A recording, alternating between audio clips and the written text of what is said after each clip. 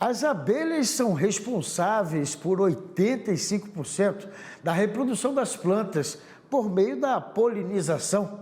Por isso, o trabalho feito por elas vai além de apenas produzir mel, que já é bastante serviço. Agora, pensando nessas qualidades, 29 famílias assentadas em Canarana, no Mato Grosso, receberam formação em apicultura, recursos para comprar o maquinário e, assim, dar início à atividade.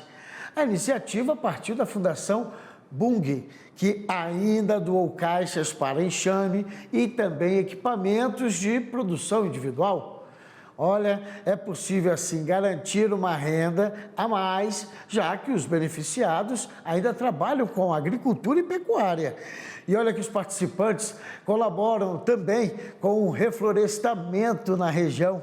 Então vem comigo e vamos conhecer mais detalhes do projeto Semeia com a diretora executiva da Fundação, Cláudia Calais. Boa noite, seja bem-vinda. Boa noite, Fábio, a você e a todos que nos acompanham. Muito obrigada.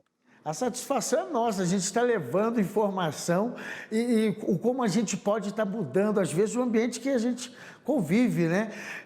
O nome do projeto já inspira, acredito eu aí. A ideia é realmente que as abelhas ajudem, né, na expansão das áreas plantadas e ainda com o mel, que elas possam favorecer aí no comércio desse produto tão rico, né, de nutrientes, aí mesmo na região, e ainda uma renda extra para o pequeno produtor. É exatamente isso. Na verdade, esse trabalho com as abelhas, eles estão dentro de um projeto muito maior, como você disse, que é o Semeia, que é um projeto de agricultura de baixo carbono, voltado muito para práticas de agricultura regenerativa que nós estamos realizando em Canarana, no Mato Grosso, aonde nós estamos trabalhando junto com os produtores uma série de técnicas. As principais são essas que você já colocou: a integração lavoura, pecuária, floresta, e a apicultura, tanto para polinização, para ajudar a ampliar a produção de grãos, como também para geração de renda com a questão do mel. Mas o outro ponto que eu destacaria desse projeto é que ele trabalha de forma sistêmica, com o produtor em larga escala, o pequeno produtor, o agricultor familiar e também os povos tradicionais indígenas, né? Nesse trabalho integrado junto com políticas públicas na região.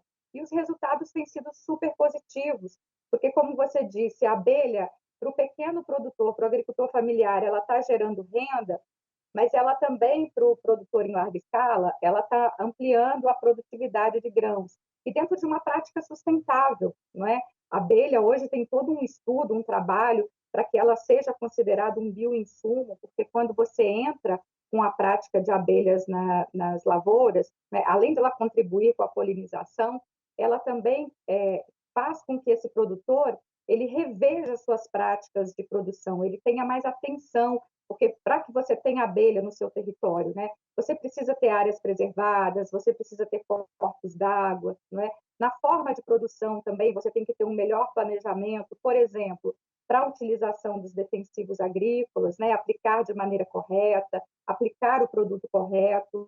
Então, tem sido uma experiência muito positiva que a gente tem conseguido desenvolver em Canarana.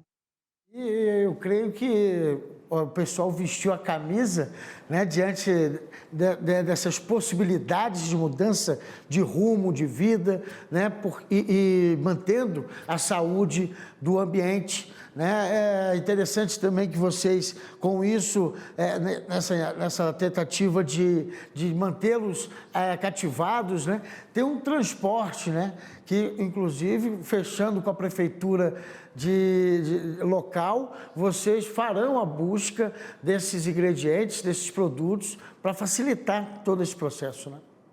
Exatamente. Como eu falei, todo o trabalho ele é muito desenvolvido em conjunto com políticas públicas, porque o grande objetivo do projeto também é exatamente fortalecer as políticas que já existem na região.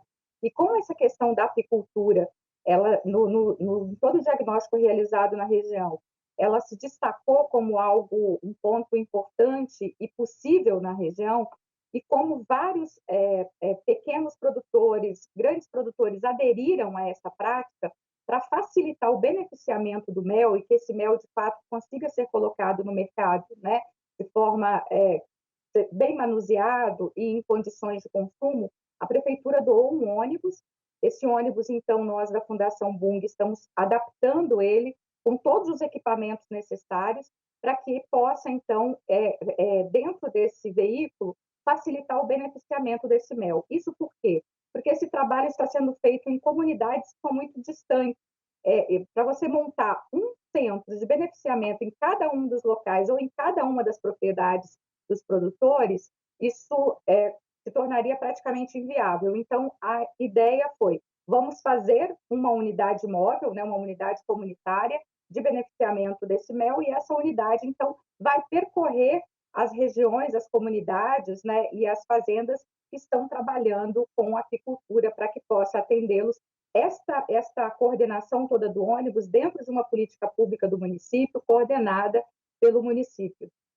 É outro detalhe que eu gostaria de reafirmar aqui, né, para a gente levar a informação para todo o país, essa questão do reflorestamento, né, porque é muito importante a participação, a gente está vendo, de todos nesse processo, porque aí vocês conseguem a semente, né, com povos tradicionais, e aí há esse plantio, esse cuidado, até que realmente você garanta que aqui uma área que foi, de repente, desmatada, possa ganhar nova vida, possa ser preservada, né?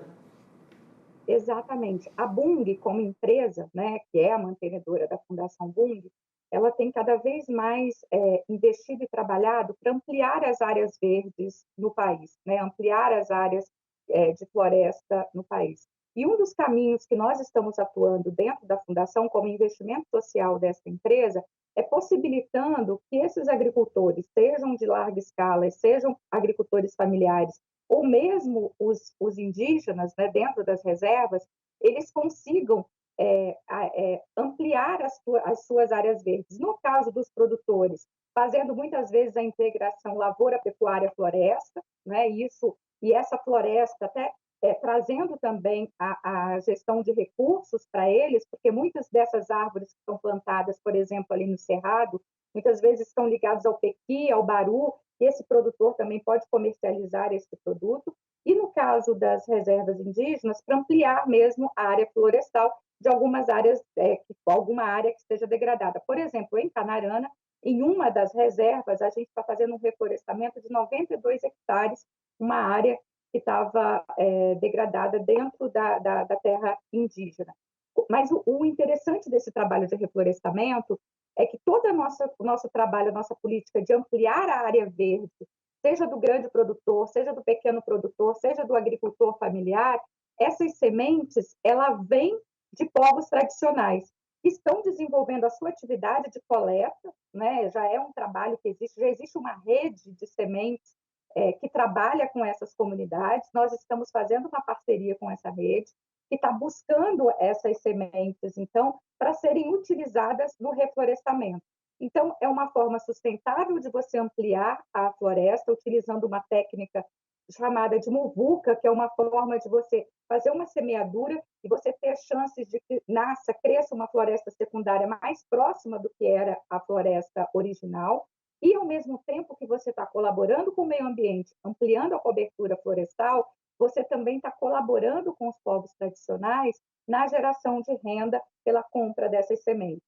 Então, todo o trabalho que a gente está fazendo nas diferentes frentes que nós estamos atuando nesta região visa essa integração da agricultura de larga escala com a agricultura familiar, com povos tradicionais, cada um dentro do seu território, cada um tendo a sua especificidade ou de produção ou de cultura respeitadas, mas mostrando que esse trabalho sistêmico entre os vários setores produtivos e as áreas, né, os grandes protetores da floresta, que são os indígenas, que esse caminho é possível e que ele cada vez mais deve ser o caminho que a gente busque e que a gente trilhe por ele, né? Porque é justamente essa integração que dá força para esse projeto e que um vai colaborando por outro. Porque nós precisamos da agricultura em larga escala, nós precisamos da pequena agricultura vinda principalmente dos agricultores familiares, e nós precisamos dos povos tradicionais na preservação da floresta, na preservação de suas culturas.